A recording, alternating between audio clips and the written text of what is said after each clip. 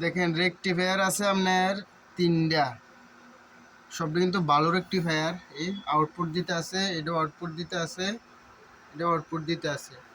আর আপনার ভোল্টেজ আছে 50।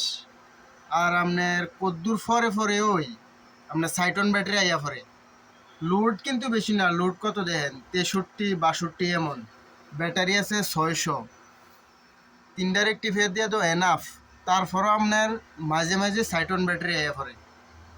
মাঝে মাঝে বলতে প্রায় 1-1.5 ঘন্টা ধরে একদম সাইটন মানে এইভাবে চলতে থাকে। হঠাৎ হঠাৎ আপনার এই যে এডি মানে আউটপুট দেওয়া ছেড়ে দেয় হঠাৎ হঠাৎ।